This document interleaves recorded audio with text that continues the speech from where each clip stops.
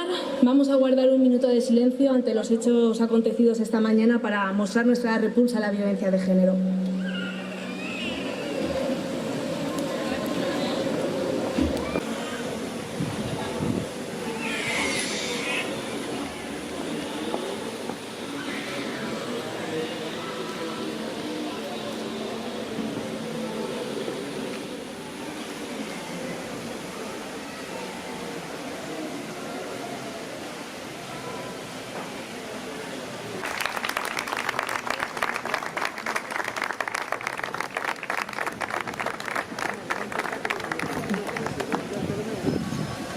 Señoras, señores, autoridades, autores, escritores, compañeros de la prensa, bienvenidos todos a una nueva edición de Cuenca Lee, organizada una vez más en coordinación entre el Ayuntamiento de Cuenca, la Diputación Provincial de Cuenca, la Junta de Comunidades de Castilla-La Mancha y con la imprescindible colaboración de numerosos ayuntamientos de la provincia, de bibliotecas, de clubes de lectura, de la Asociación Provincial de Libreros de Cuenca, de la Fundación de Cultura Antonio Pérez, CUCEPYME, centros educativos.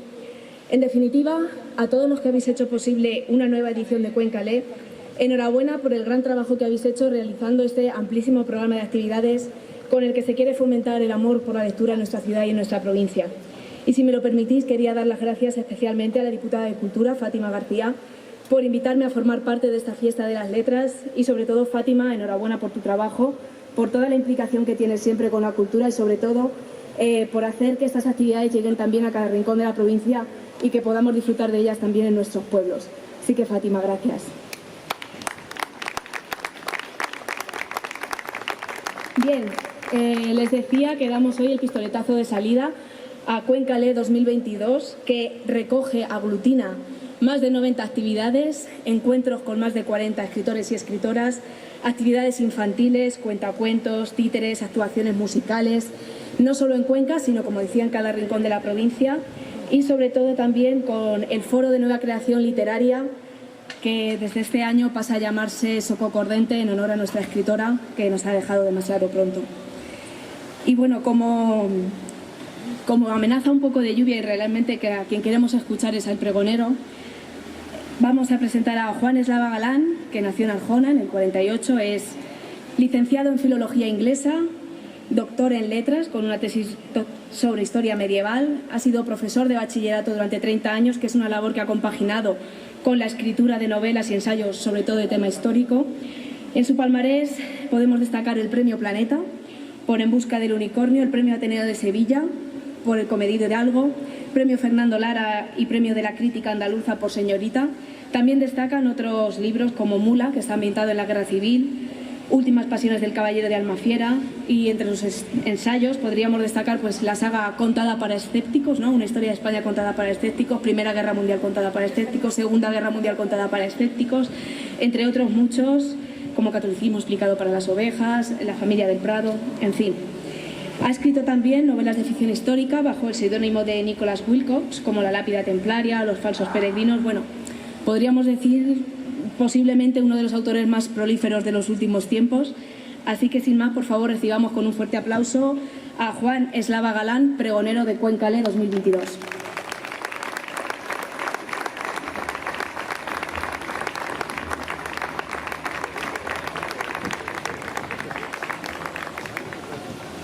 Por si acaso.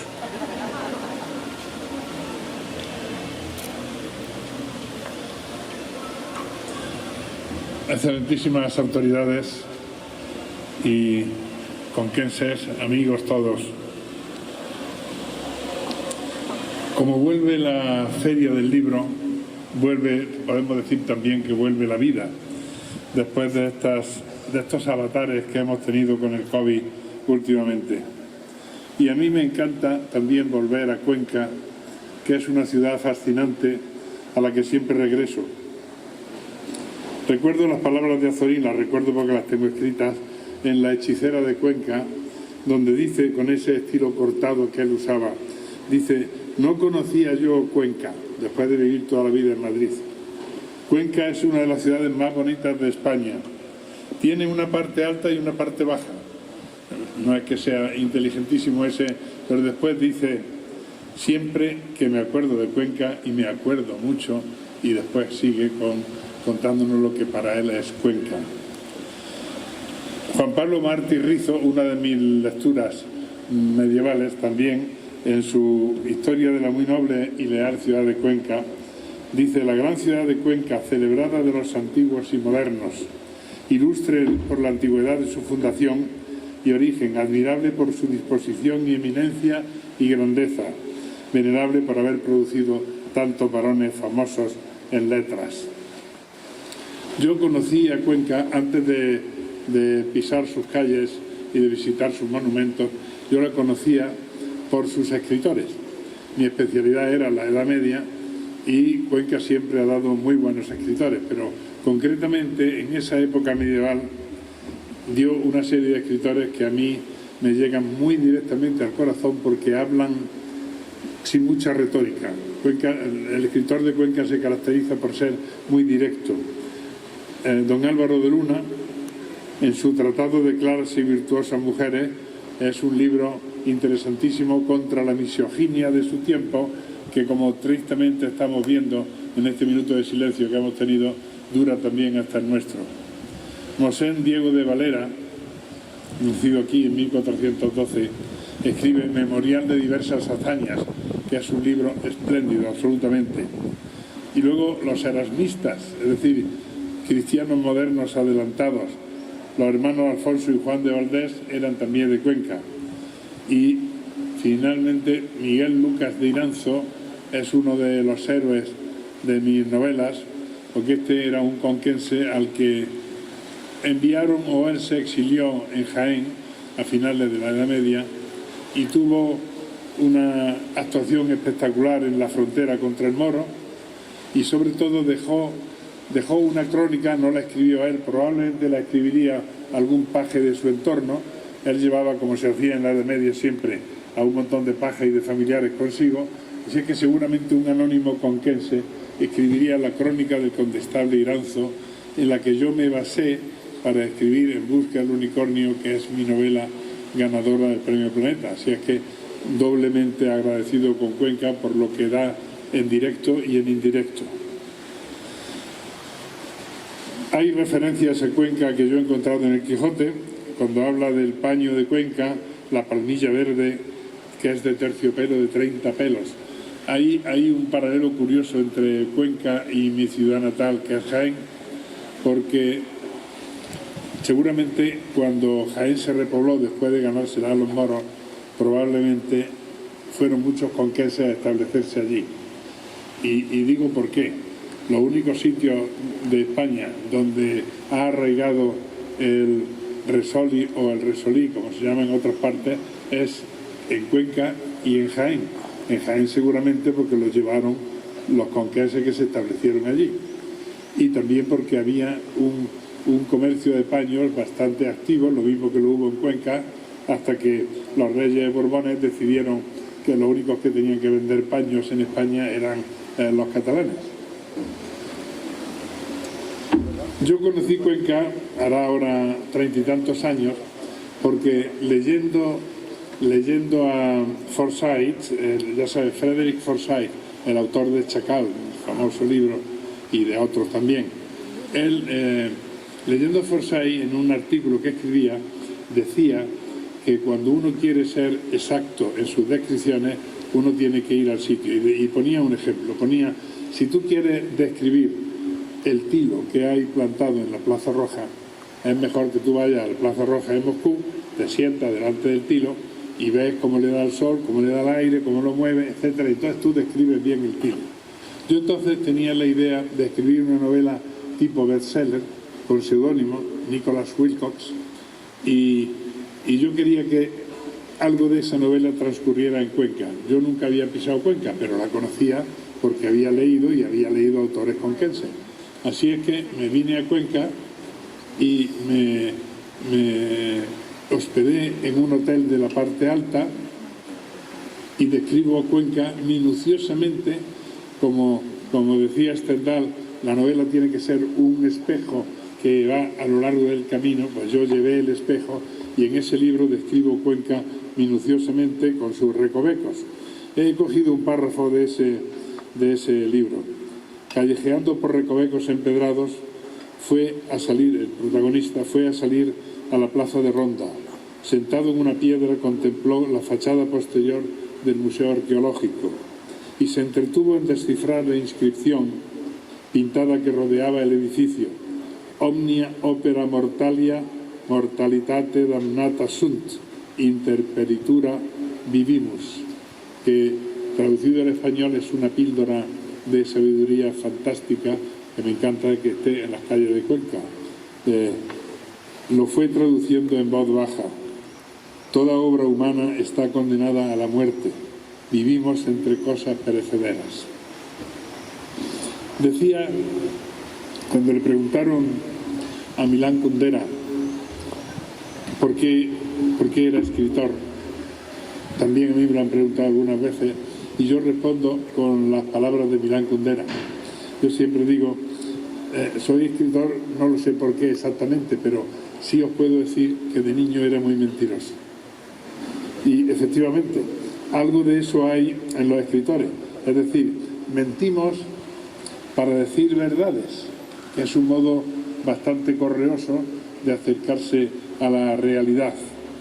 En la casa donde yo nací, que era una casa de modestos agricultores, solamente había 2 libros. Así que la biblioteca no era muy extensa. Por una parte teníamos el libro de Picadillo, que era un libro de cocina, famoso, de principios del siglo XX, y el libro de familia. Los 2 únicos libros que había.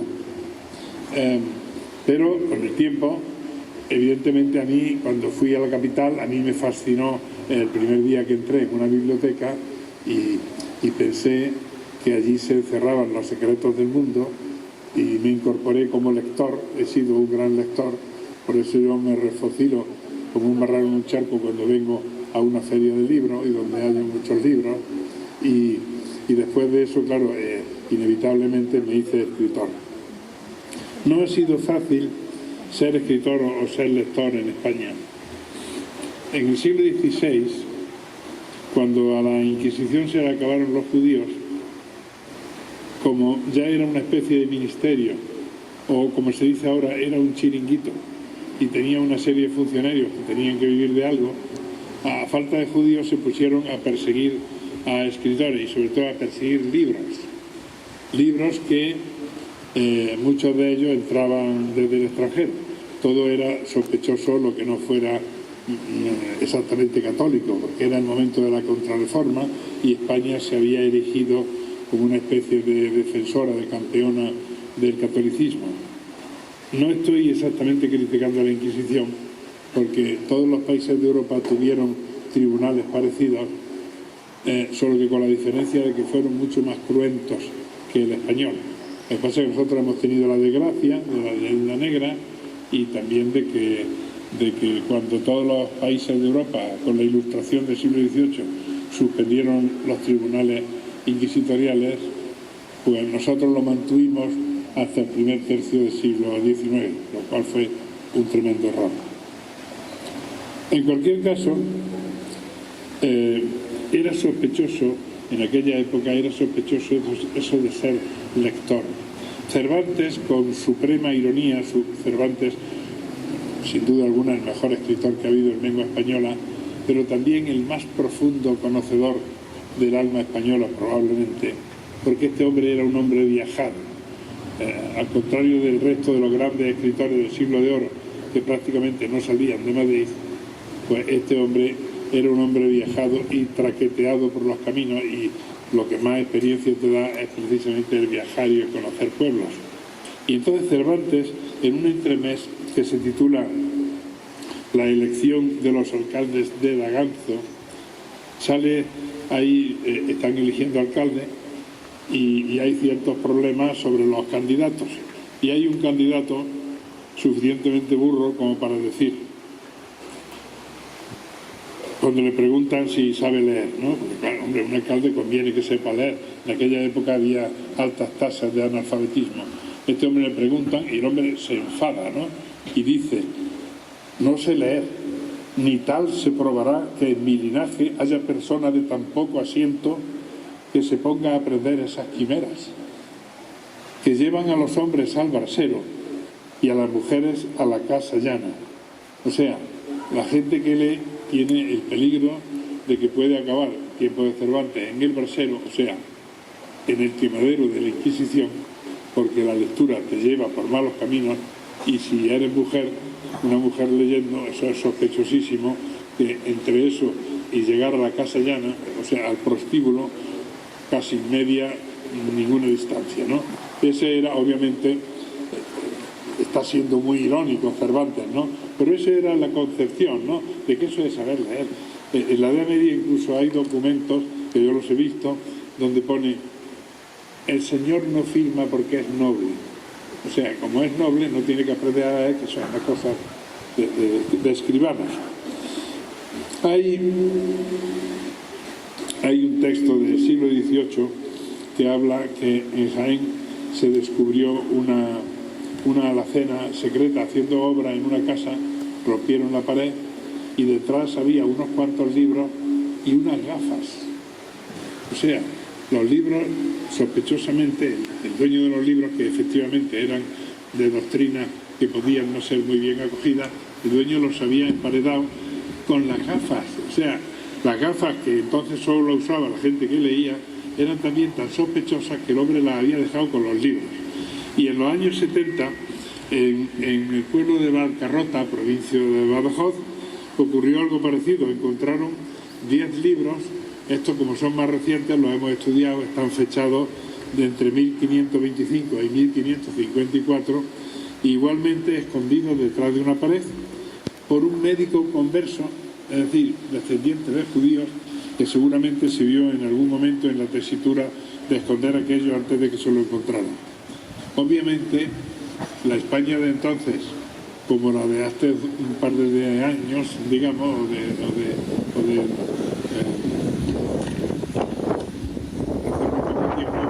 era una España con altísimas tasas de analfabetismo, especialmente en las mujeres. Se suponía que una mujer no necesitaba aprender a leer, y un hombre casi tampoco. Sin embargo, fíjense, en el siglo XIX empieza a cundir el agrado por la lectura, y entonces se da el caso de que hay lectores profesionales que se presentaban en los talleres de las modistillas y en algunos talleres de hombres donde no hubiera mucho ruido, y allí leían en voz alta para la gente que estaba trabajando, y a cambio le daban unos centimillos y era de lo que vivían. También existía el tipo que iba por los cortijos alquilando, entonces había mucha población campesina, como ustedes saben, iba por los cortijos alquilando libros, y dejaba a lo mejor un libro en el cortijo, y la segunda vez que pasaba, a los 2 meses, ya lo recogía porque lo habían leído y dejaba otro, etcétera, ¿no? O sea que la afición por la lectura le ha costado trabajo imponerse, pero al final obviamente se ha impuesto. Todavía, sin embargo, según las cifras oficiales, tenemos algo así como un 47% de lectores. Ya saben que en las encuestas siempre se miente, ¿no? Entonces, si te ponen un micrófono y te dicen, ¿usted lee? Pues hay mucha gente que no lee, que dice, sí, yo leo, sí. Y está un 47%. Dejémoslo en un 30 o en un 25. Estamos casi a la cola de Europa. Por lo tanto, por eso hace falta sacar los libros a la calle para que la gente vea que no muerden. Yo mismo, que siempre he sido aficionado a la arqueología o a husmear, probablemente mi vocación literaria también tuvo un impulso cuando en una ocasión, en una ruina de una casa en el campo, encontré un libro de aquellos pulgas pequeñitos que había en mis tiempos de mi infancia, que era un cuento de Edgar Allan Poe. Ese encuentro tan casual me spoleó a mí a escribir cuentos como los de Edgar Allan Poe, y ese fue mi inicio como escritor, así que yo le estoy muy agradecido. Después llegaron ya los años 60, en que ya saben, en España hubo un desarrollo súbito en esos años, primero porque los obreros que sobraban, los obreros que sobraban en España se fueron al extranjero y por lo tanto aquí molestaron menos, digámoslo así, pero además traían divisas de donde estaban trabajando, en Suiza o en Francia o en Alemania. Al mismo tiempo venían grandes cantidades de turistas que también traían divisas y mentalidades externas, europeas, también vinieron tanto con los obreros cuando regresaban como con los turistas. Así que eso nos dio un gran impulso. Tanto nos dio de impulso que entonces aprendimos, hasta entonces habíamos vivido con braseros, asándonos por delante y helándonos por detrás en las casas, en la mesa camilla, que era el centro de la familia, ya saben ustedes, y de pronto descubrimos que existían los tresillos, es decir, el sofá de 3 plazas y 2 sillones. Y cuando vimos que existían los tresillos y ya no había que vivir en torno a la mesa camilla, también nos dimos cuenta de que necesitamos un mueble para la tele, que acababa de aparecer, para deshacer a las familias. Y entonces compramos un mueble para la tele que era polivalente. Tenía una parte para poner la tele, otra parte la tenía de botellero, porque al mismo tiempo queríamos tener también en casa, en fin, la botella de anís clásica, no solo, pero también algo de vino, coñac, whisky, en fin, ser modernos. Así que botellero también. Y luego había 3 estanterías que no se sabía bien para qué servían. Se podían poner figuritas de Lladró, pero la gente con el tiempo aprendió que eso era para poner libros. Entonces en ese momento empezamos a comprar libros, no para leerlos, sino para ponerlos. De hecho, como ustedes saben, te vendían también libros que no tenían libros, que eran solo las pastas muy bonitas, y compraba un bloque, lo colocaba y quedaba como los dioses. Decía el viejo Lara, el gran editor, fundador del Planeta, decía, no es imprescindible que se lean los libros que compra la gente. Es decir, lo importante es que compren libros, no que los lean, porque si ellos no los leen, los leerán los hijos que se críen en esa casa donde hay libros. Efectivamente, llevaba gran razón. Yo ahora, que soy gran frecuentador, como ustedes pueden imaginar, de bibliotecas, me doy cuenta de que hay padres que no tienen desgraciadamente el hábito de la lectura, pero se lo inculcan a los hijos, les compran libros infantiles, etcétera, porque saben que en una casa donde hay libros se prospera y esa casa avanza, y esos hijos tendrán mejor porvenir quizá que el que han tenido los padres. Así es que le perdimos el miedo a tener libros en casa, aunque fuera solo porque el mueble aquel polivalente tenía que tener libros. Entonces, normalmente, debido a nuestro secular complejo por ser españoles, pues se llevamos mucho los autores extranjeros. La Hochschild y había una serie de autores extranjeros alemanes, ingleses, americanos, que eran los que copaban el mercado, ¿no? Estaba también Vicky Baum, estos autores que todavía vemos en las librerías de viejo, que abundan mucho. Pero de pronto empezaron los autores españoles a destacar, autores como José María Gironella, Torrente Ballester, Cela, Delibes, autoras también como Carmen Laforet. En fin, empezamos a comprender que también los españoles podían ser escritores, que no era solo el siglo de oro que había quedado allí lejano y tal, sino que, bueno, había escritores que se incorporaban a la modernidad. Y a nivel popular, los que son de mi edad recordarán, los hombres a nivel popular leían novelas del Coyote o de Marcial Lafuente Estefanía, que tenían, es decir, el tamaño era justo para meterla en el bolsillo de atrás del pantalón, ¿no? Y en cualquier momento pues la leían, ¿no? Marcial Lafuente Estefanía eran novelas del oeste, porque se llevaban las películas del oeste, y las mujeres leían novelas de amor de Corín Tellado. Hace unos años yo escribí la biografía de Corín Tellado, me tuve que entrevistar con ella y sobre todo tuve que leer unas cuantas novelas, bastantes, de las 5.000 y pico que escribió la señora. Y descubrí una cosa, descubrí que no era mala escritora. Lo que pasa es que la mujer tenía que escribir una novela a la semana de 100 páginas y entonces, claro, si tú escribes una novela de 100 páginas a la semana, no te da tiempo ni de hacerte el café por la mañana. Esta mujer escribía de corrido, sin corregir, por lo tanto, escribía mal. Pero las escenas que ella plasma, así de tipo misterioso, amoroso, son absolutamente insuperables. Es muy fácil despreciarla cuando no la has leído. Cuando la has leído, tiendes a tenerle un respeto.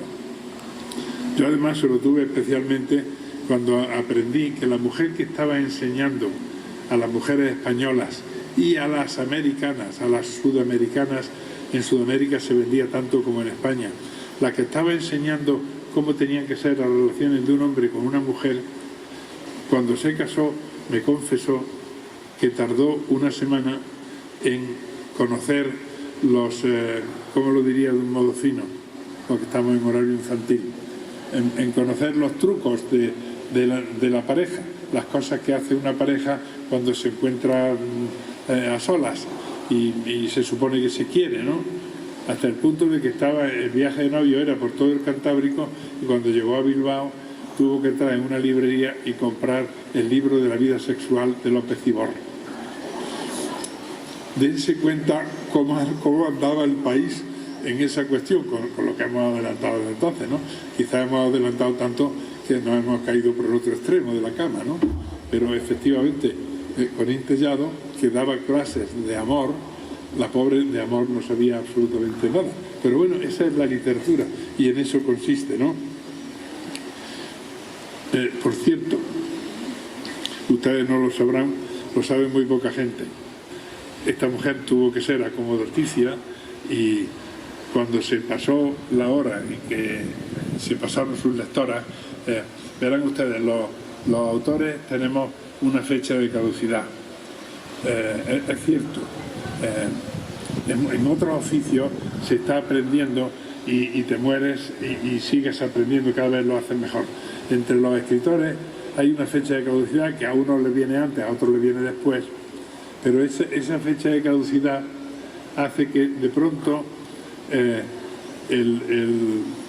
editor que por Navidad te manda una caja con 6 botellas de champán, de pronto un año te manda solo 3 y otro año a lo mejor te manda una y otro año te manda un Christmas y el año que no te manda Christmas es mejor que dejes de escribir o que dejes de enviar cosas a la editorial porque tu fecha de caducidad ha llegado. Por eso ocurre que a veces en los periódicos leemos, hombre, se ha muerto fulanito, un escritor, y piensas, yo creía que estaba muerto hace 20 años, porque hace 20 años que no escribe, ¿no? Pues pasa eso por la fecha de caducidad. A Corín Tellado, cuando le llegó la fecha de caducidad, que sus novelas dejaron de leerse, fíjense lo que es el amor al libro y el amor al oficio. Con seudónimo escribió novelas semipornográficas. En la época del Destape, cuando se llevaba, ya sabes, ese tipo de cine y ese tipo de literatura de kiosco, pues Corín Tellado escribió 6 u 8 novelas semipornográficas. A mí me confesó con qué seudónimo, yo las busqué, encontré un par de ellas, las leí y oye, no es tan mal. Es decir, para una persona que por otra parte se suponía que no sabía nada del tema, pues estaban bastante bien escritas. Para que vean la gran diferencia que hay entre escribir y vivir. Es conveniente siempre que el novelista es conveniente que haya vivido y que haya leído, porque de donde sacamos nuestro argumento y lo que escribimos es simplemente de lo que vemos y de la vida que vivimos. Por eso es difícil ser un buen novelista antes de los 30 o 40 años, ¿no? No tiene suficiente experiencia ni suficientes lecturas.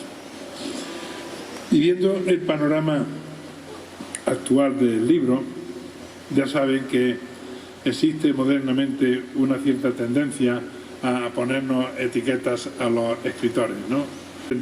Que es que soy prolífero, me dicen, o prolífico, me dicen en otros sitios, ¿no? Porque tengo escritos 90 y tantos libros. No sé qué me llamarían si supieran que no son 90 y tantos, son 120 o algo así, porque muchos están con nombres supuestos, ¿no?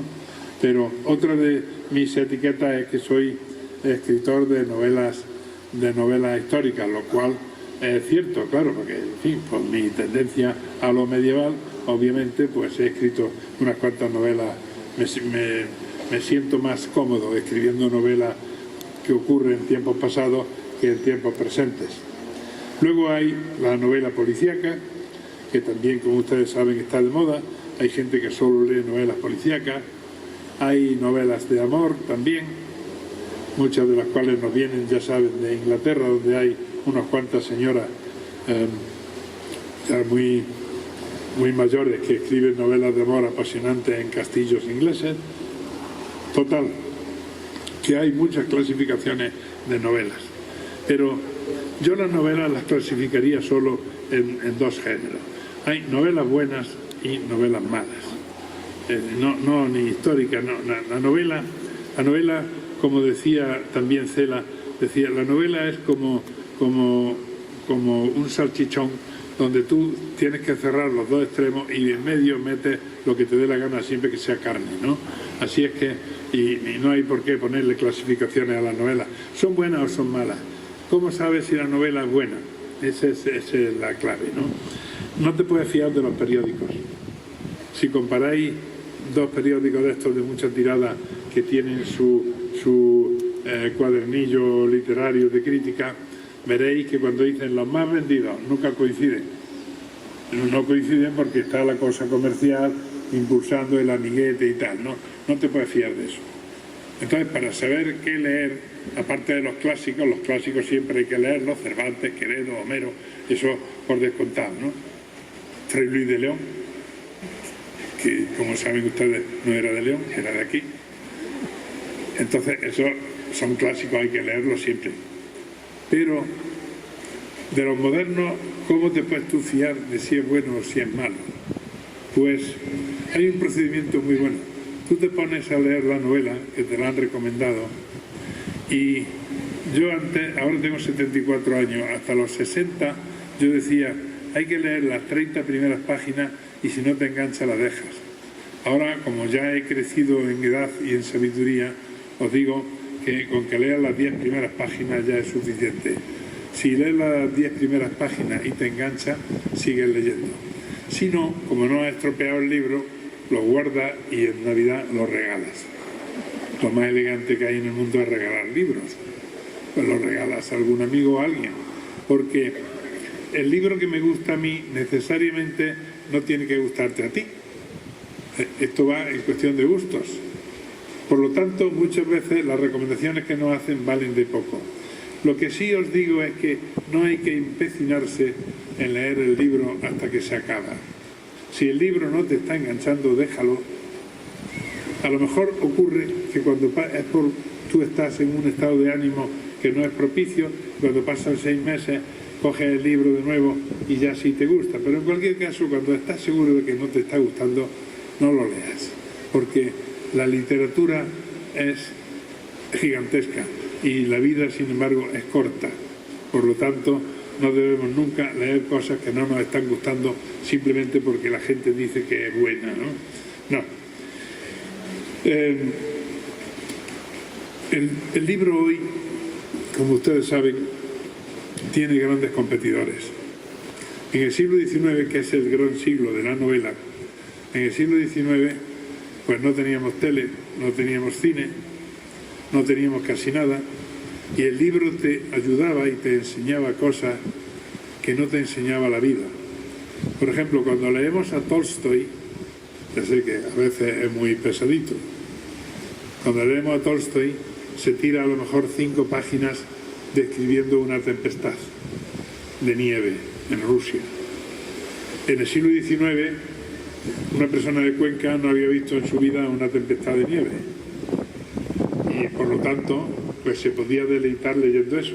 Pero en el siglo XX hemos visto en el cine y en la tele, en color, hemos visto infinidad de tempestades de nieve. Por lo tanto, esa descripción de 3 o 4 páginas dedicadas a eso nos están sobrando, ¿no? Quiero decir con esto que hay una serie de elementos de enseñanza, por llamarlo así, que están o pueden suplir una parte de la novela, de lo que la novela Estarrillo, la novela tempestuosa, la novela de 1000 y pico páginas cubría en el siglo XIX. Ahora las novelas tienen que ser mucho más ágiles, las novelas tienen que imitar al cine, si se fijan, aunque no todos los escritores de novelas lo reconocemos, sin embargo el montaje que hacemos en las novelas es un montaje que está copiado del cine. ¿Por qué? No es consciente, es simplemente porque somos hijos del tiempo del cine. Por lo tanto, sabemos que después de una escena de acción tiene que venir una escena de reflexión para que se atemperen los ánimos y después quizá otra de acción. Así funciona la novela moderna. Tenemos una gran competencia con el cine, con internet, las redes sociales, influencers. Tengo que leerlo aquí porque no sé de qué va todo eso, ¿no? Es decir, no tengo ni idea. Simplemente yo tengo una página web y que me la lleva alguien y ya está. Pero yo sé que la gente joven tiene influencers, redes sociales, Skype, todas estas palabras rarísimas cuyo significado no conozco, a pesar de que se supone que soy catedrático de inglés. Bien, la novela tiene que competir con todo eso. Pero le voy a decir una cosa, todo eso nunca puede suplir a la novela. Son materias distintas. Yo no desprecio absolutamente nada, hay que estar acorde con los tiempos, ¿no? Cuando apareció el teléfono, el primer uso que decían que tenía era simplemente para jugar los niños, ¿no? Ya ven que ahora el teléfono es imprescindible. Pues bien, hay que amar la novela por lo que nos da, que no nos puede dar ninguna otra cosa, y hay que amar la literatura. La literatura nos ensancha el espíritu y es muy importante también que, ya que la vida no la podemos alargar, por lo menos sí la podemos ensanchar por medio de la novela, viviendo esas vidas vicarias que nos permite vivir la novela. Así que no quiero enrollarme más, les agradezco mucho su presencia, le agradezco a los hados que hayan aguantado el agua, a ver si llueve bastante esta noche, pero por ahora que nos deje visitar la feria tranquilamente. Muchísimas gracias. Muchas gracias.